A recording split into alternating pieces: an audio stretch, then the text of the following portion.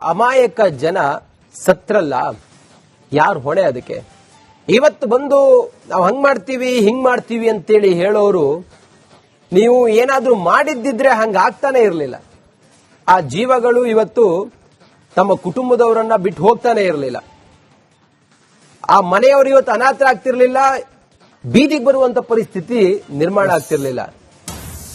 ಇಚ್ಛಾಶಕ್ತಿಯ ಕೊರತೆ, ಇವರಿಗೆ ಭವಿಷ್ಯದ ಬಗ್ಗೆ ಆಲೋಚನೆಯೇ ಇಲ್ಲ, ಇವರಿಗೆ ವಿಷನ್ನೇ ಇಲ್ಲ. ಈ ಜನಪ್ರತಿನಿಧಿಗಳು ಬ್ರ್ಯಾಂಡ್ ಬೆಂಗಳೂರು ಮಾಡೋಕೆ ಹೊರಟವರು ನಿನ್ನೆ ದಿನದ ಮಟ್ಟಿಗೆ ಆ ಬ್ರ್ಯಾಂಡ್ ಅನ್ನ ಪಕ್ಕಕ್ಕಿಟ್ಟಿದ್ರು. ಮೃತರ ಕುಟುಂಬಕ್ಕೆ 5 ಲಕ್ಷ ರೂಪಾಯಿ ಪರಿಹಾರ ಘೋಷಣೆ ಮಾಡಿದ್ರು. 5 ಲಕ್ಷ ರೂಪಾಯಿ ಪರಿಹಾರ. ಅವರ ಇಡೀ ಜೀವನಕ್ಕೆ ಸಾಕಾಗತ್ತಾ? ಅವರ ಕುಟುಂಬದವ್ರಿಗೆ ಸಾಕಾಗತ್ತಾ? ಕೂತ್ಕೊಂಡು ಊಟ ಮಾಡ್ಲಿಕ್ಕೆ ಆಗತ್ತಾ? ಒಟ್ಟು 9 ಜನ ಮೃತಪಟ್ಟಿದ್ದಾರೆ. ನಿನ್ನೆ ಸುರಿದಂತಹ ಮಳೆಗೆ, 2 ಗಂಟೆ ಸುರಿದಂತ ಮಳೆಗೆ 9 ಜನ ಮೃತಪಟ್ಟಿದ್ದಾರೆ. ಆ ಮರಗಳ ಕೊಂಬೆಗಳನ್ನ ಕಡಿಬಹುದಾಗಿತ್ತು. ಆ ರಸ್ತೆಗೆ ಎರಗಿದಂತ ಮರಗಳನ್ನ ಕಟ್ ಮಾಡಬಹುದಾಗಿತ್ತು. ಇಂಥ ಮರಗಳು ಸಾವಿರ ಇದ್ದಾವೆ ಬೆಂಗಳೂರಿನಲ್ಲಿ. ಮಳೆಗಾಲಕ್ಕೆ ಅವರು ನಮ್ಮ ಜೀವಕ್ಕೆ ಸಂಚಕಾರ ಅಂತ ಹೇಳಿ ಗೊತ್ತಿದ್ರು ಕೂಡ ಎಷ್ಟೋ ಕಂಪ್ಲೇಂಟ್ಸ್ ಆಗಿರುತ್ತೆ. ಅಕ್ಕಪಕ್ಕ ಮನೆಯವರೆಲ್ಲ ಹೇಳಿರ್ತಾರೆ ಜಿಬಿ ಅಧಿಕಾರಿಗಳಿಗೆ, ನೋಡಿ ಹಿಂಗ್ ಅಂತ ಹೇಳಿ, ಆದ್ರೂ ಮಾಡದೇ ಇದ್ದದ್ದು ಇದಕ್ಕೆಲ್ಲ ಕಾರಣ. ರಂಜಿತ್, ಎಸ್, ಬೆಂಗಳೂರಿನಿಂದ ರಾಂಬಾಬು ಅನ್ನೋರು ಕರೆ ಮಾಡಿದ್ದಾರೆ. ರಾಂಬಾಬು ಅವರೇ ನಮಸ್ಕಾರ. ಸರ್ ನಮಸ್ಕಾರ ಸರ್. ನೋಡಿ, ಒಂದೇ ಮಳೆಗೆ ಬೆಂಗಳೂರು ತತ್ತರಿಸಿ ಹೋಗಿದೆ ಅಂತಂದ್ರೆ ಇದು ಏನು ಮೊದಲನೇ ಬಾರಿ ಅಲ್ಲ. ಇದೇ ನಮಗೆ ಶಾಕಿಂಗ್ ವಿಚಾರ ಅಲ್ಲ, ಕಾಮನ್ ವಿಚಾರ. ಆದ್ರೆ ಸಾವು ನೋವುಗಳು ಶಾಕಿಂಗ್ ವಿಚಾರ. ಸೊ ಪ್ರತಿ ವರ್ಷವೂ ಇದೇ ಆಯ್ತು. ಸಮಯ ಇತ್ತು ಎಲ್ಲವನ್ನು ಸಿದ್ಧ ಮಾಡೋದಕ್ಕೆ. ಏನ್ ಹೇಳ್ತೀರಿ ನೀವು? ಸರ್, ಇದು ಪ್ರತಿನಿತ್ಯ ಬೆಂಗಳೂರಿಗೆ ವರ್ಷಕ್ಕೆ ಹೊಸ ಮಳೆ ಬಂದಾಗ ಕಂಪಲ್ಸರಿ ನಾವು ಅನುಭವಿಸ್ತಾನೆ ಇದ್ದೀವಿ. ಈ ಮುಂದೆ ಅದನ್ನ ತಿಳ್ಕೊಳ್ಳಾರ್ದೆ ಈ ಸರ್ಕಾರಗಳು, ಯಾವ್ದೇ ಸರ್ಕಾರಗಳಾಗ್ಲಿ, ಜನರನ್ನ ಸತ್ತಾದ್ಮೇಲೆ ಮಾತ್ರನೇ ಇವ್ರು ಯೋಚನೆ ಮಾಡ್ತಾರ ಹೊರತು. ಎಸ್, ಹೇಳಿ. ಓಕೆ, ಸಂಪರ್ಕ ಕಡಿತಗೊಂಡಿದೆ. ನಾನು ಅವ್ರನ್ನ ಮತ್ತೆ ಸಂಪರ್ಕ ಮಾಡುವಂತ ಪ್ರಯತ್ನವನ್ನ ಮಾಡೋಣ. ನೋಡಿ, ಈಗ ಒಂದು 7 ಪಾಯಿಂಟ್ಸ್ ಹೇಳ್ತೀನಿ ರಂಜಿತ್, ಪ್ರಮುಖವಾದಂತ ಒಂದು 7 ಪಾಯಿಂಟ್ಸ್. ಬೆಂಗಳೂರಿನಲ್ಲಿ ಈ ರೀತಿ ಆಗೋದಕ್ಕೆ ಕಾರಣ ಏನು ಮತ್ತು ಇದನ್ನ ಹೆಂಗ್ ಸಾಲ್ವ್ ಮಾಡಬಹುದಿತ್ತು ಅಂತ. ಒಂದು, ಕೆರೆಗಳ ನಾಶ ಮತ್ತು ಸಂಪರ್ಕ ಕಡಿತ. ಕೆರೆಗಳನ್ನ ಸಂಪೂರ್ಣವಾಗಿ ನಾಶ ಮಾಡಿಕೊಂಡು ಅದ್ರ ಮೇಲೆ ಅಪಾರ್ಟ್ಮೆಂಟ್ಗಳನ್ನ ಕಟ್ಟುವಂಥದ್ದು. ಇವತ್ತು ಬೆಂಗಳೂರಿನಲ್ಲಿ ಎಷ್ಟೋ ಕೆರೆಗಳು ನಿರ್ನಾಮ ಆಗೋಗಿದೆ. ಸೊ ಮಳೆ ಬಂದಾಗ ಆ ಕೆರೆಯಲ್ಲಿ ನೀರು ತುಂಬಬೇಕು. ಸೊ ಆ ಕೆರೆ ಇಲ್ಲ ಅಂತಂದಾಗ ಆ ನೀರು ಎಲ್ಲಿ ಹೋಗ್ಬೇಕು? ರಸ್ತೆಗೆ ಬರಬೇಕು. ನಂಬರ್ 2, ರಾಜಕಾಲುವೆ. ಇರೋ ರಾಜಕಾಲುವೆಯನ್ನ ಸರಿಯಾಗಿ ಕ್ಲೀನ್ ಮಾಡಿಲ್ಲ, ಆಮೇಲೆ ರಾಜಕಾಲುವೆ ಒತ್ತುವರಿ. ಆಗ ರಾಜಕಾಲುವೆ ಒಳಗಡೆ ಹರಿಬೇಕಾದಂತ ನೀರು ಇನ್ನೆಲ್ಲಿ ಹೋಗ್ಬೇಕು ಸ್ವಾಮಿ? ವಾಪಸ್ ಬಂದು ರೋಡಿಗೆ ಬರಬೇಕು. ನಂಬರ್ 3, ವೇಗವಾದಂತ ನಗರೀಕರಣ. ಐಟಿ ಪಾರ್ಕ್ಗಳು, ಅಪಾರ್ಟ್ಮೆಂಟ್ಗಳು ಹೆಚ್ಚಾಗಿದೆ. ಇದಕ್ಕೆ ಮಣ್ಣು ಹಿಡಿದಿಟ್ಟುಕೊಳ್ಳುವಂತಹ ಒಂದು ಆ ಪ್ರೋಸೆಸ್ ಇದೆಯಲ್ಲ, ಸೊ ಅದು ನೀರಿದೆಯಲ್ಲ ನೆಲಕ್ಕೆ ಹೀರ್ಕೊಳ್ಳೋದಿಲ್ಲ. ಯಾಕಂದ್ರೆ ಇಡೀ ನಿಮಗೆ ಫೌಂಡೇಶನ್ ಹಿಡಿದಿಟ್ಕೊಂಡು ಬಿಟ್ಟಿರುತ್ತೆ. ನಂಬರ್ 4, ಕೆಳಭಾಗದ ಪ್ರದೇಶಗಳಲ್ಲಿ ನಿರ್ಮಾಣ, ಘನತ್ಯಾಜ್ಯ, ಕಾಲುವೆಗಳಲ್ಲಿ ಪ್ಲಾಸ್ಟಿಕ್ ಸೇರ್ಕೊಳ್ಳೋದು, ಕಸ ಸೇರಿಸ್ಕೊಳ್ಳೋದು, ಆಮೇಲೆ ರಸ್ತೆ ವಿನ್ಯಾಸ ಸರಿಯಾಗಿ ಸ್ಲೋಪ್ ಇಲ್ಲ, ಗುಂಡಿಮಯ ರಸ್ತೆಗಳೆಲ್ಲವೂ ಕೂಡ. ಇನ್ನು ಹವಾಮಾನ ಬದಲಾವಣೆ, ಇವೆಲ್ಲವೂ ಸೇರಿ ಈ ರೀತಿ ಆಗೋಗಿದೆ. ಸಮಸ್ಯೆ ಮಳೆ ಅಲ್ಲ, ಸಮಸ್ಯೆ ಅಭಿವೃದ್ಧಿಯಲ್ಲಿ ಕೊರತೆ. ಅಮಾಯಕ ಜನ ಸತ್ರಲ್ಲ, ಯಾರು ಹೊಣೆ ಅದಕ್ಕೆ? ಇವತ್ತು ಬಂದು ನಾವು ಹಂಗ್ ಮಾಡ್ತೀವಿ ಹಿಂಗ್ ಮಾಡ್ತೀವಿ ಅಂತೇಳಿ ಹೇಳೋರು, ನೀವು ಏನಾದ್ರೂ ಮಾಡಿದ್ದಿದ್ರೆ ಹಂಗ ಆಗ್ತಾನೆ ಇರಲಿಲ್ಲ. ಆ ಜೀವಗಳು ಇವತ್ತು ತಮ್ಮ ಕುಟುಂಬದವರನ್ನ ಬಿಟ್ಟು ಹೋಗ್ತಾನೆ ಇರಲಿಲ್ಲ. ಆ ಮನೆಯವರು ಇವತ್ತು ಅನಾಥರಾಗ್ತಿರ್ಲಿಲ್ಲ, ಬೀದಿಗೆ ಬರುವಂತ ಪರಿಸ್ಥಿತಿ ನಿರ್ಮಾಣ ಆಗ್ತಿರ್ಲಿಲ್ಲ. ಇಚ್ಛಾಶಕ್ತಿಯ ಕೊರತೆ, ಇವರಿಗೆ ಭವಿಷ್ಯದ ಬಗ್ಗೆ ಆಲೋಚನೆಯೇ ಇಲ್ಲ, ಇವರಿಗೆ ವಿಷನ್ನೇ ಇಲ್ಲ. ಈ ಜನಪ್ರತಿನಿಧಿಗಳು ಬ್ರ್ಯಾಂಡ್ ಬೆಂಗಳೂರು ಮಾಡೋಕೆ ಹೊರಟವರು ನಿನ್ನೆ ದಿನದ ಮಟ್ಟಿಗೆ ಆ ಬ್ರ್ಯಾಂಡ್ ಅನ್ನ ಪಕ್ಕಕ್ಕಿಟ್ಟಿದ್ರು. ಮೃತರ ಕುಟುಂಬಕ್ಕೆ 5 ಲಕ್ಷ ರೂಪಾಯಿ ಪರಿಹಾರ ಘೋಷಣೆ ಮಾಡಿದ್ರು. 5 ಲಕ್ಷ ರೂಪಾಯಿ ಪರಿಹಾರ. ಅವರ ಇಡೀ ಜೀವನಕ್ಕೆ ಸಾಕಾಗತ್ತಾ? ಅವರ ಕುಟುಂಬದವ್ರಿಗೆ ಸಾಕಾಗತ್ತಾ? ಕೂತ್ಕೊಂಡು ಊಟ ಮಾಡ್ಲಿಕ್ಕೆ ಆಗತ್ತಾ?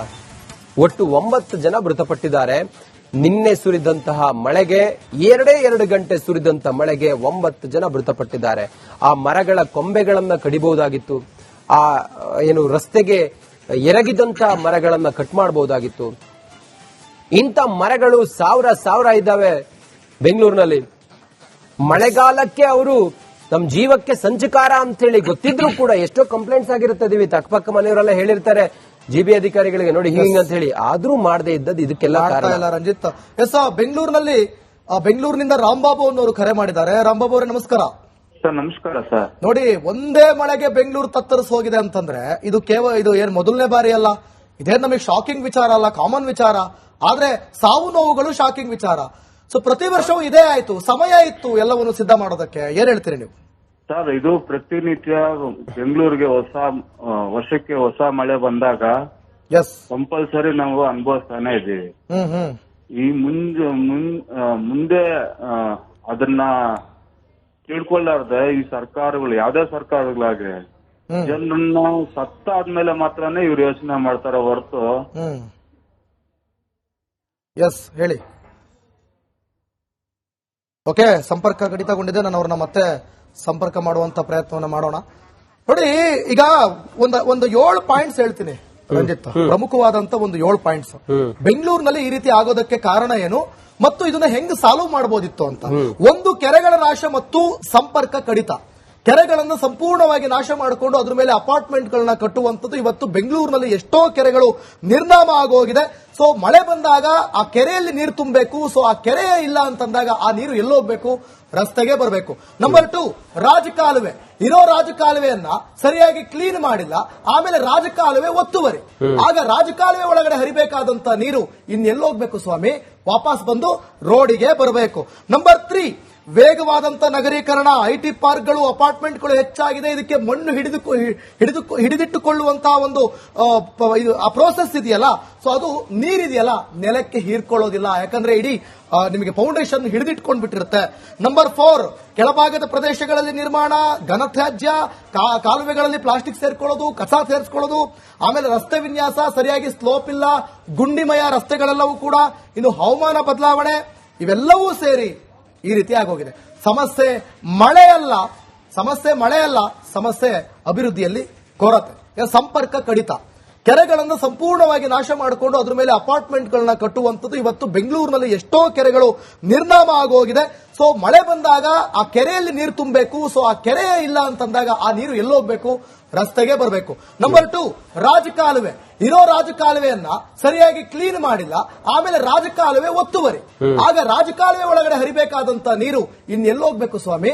ವಾಪಸ್ ಬಂದು ರೋಡಿಗೆ ಬರಬೇಕು. ನಂಬರ್ 3, ವೇಗವಾದಂತ ನಗರೀಕರಣ. ಐಟಿ ಪಾರ್ಕ್ಗಳು, ಅಪಾರ್ಟ್ಮೆಂಟ್ಗಳು ಹೆಚ್ಚಾಗಿದೆ. ಇದಕ್ಕೆ ಮಣ್ಣು ಹಿಡಿದಿಟ್ಟುಕೊಳ್ಳುವಂತಹ ಒಂದು ಆ ಪ್ರೋಸೆಸ್ ಇದೆಯಲ್ಲ, ಸೊ ಅದು ನೀರಿದೆಯಲ್ಲ ನೆಲಕ್ಕೆ ಹೀರ್ಕೊಳ್ಳೋದಿಲ್ಲ. ಯಾಕಂದ್ರೆ ಇಡೀ ನಿಮಗೆ ಫೌಂಡೇಶನ್ ಹಿಡಿದಿಟ್ಕೊಂಡು ಬಿಟ್ಟಿರುತ್ತೆ. ನಂಬರ್ 4, ಕೆಳಭಾಗದ ಪ್ರದೇಶಗಳಲ್ಲಿ ನಿರ್ಮಾಣ, ಘನತ್ಯಾಜ್ಯ, ಕಾಲುವೆಗಳಲ್ಲಿ ಪ್ಲಾಸ್ಟಿಕ್ ಸೇರ್ಕೊಳ್ಳೋದು, ಕಸ ಸೇರಿಸ್ಕೊಳ್ಳೋದು, ಆಮೇಲೆ ರಸ್ತೆ ವಿನ್ಯಾಸ ಸರಿಯಾಗಿ ಸ್ಲೋಪ್ ಇಲ್ಲ, ಗುಂಡಿಮಯ ರಸ್ತೆಗಳೆಲ್ಲವೂ ಕೂಡ. ಇನ್ನು ಹವಾಮಾನ ಬದಲಾವಣೆ, ಇವೆಲ್ಲವೂ ಸೇರಿ ಈ ರೀತಿ ಆಗೋಗಿದೆ. ಸಮಸ್ಯೆ ಮಳೆ ಅಲ್ಲ, ಸಮಸ್ಯೆ ಅಭಿವೃದ್ಧಿಯಲ್ಲಿ ಕೊರತೆ.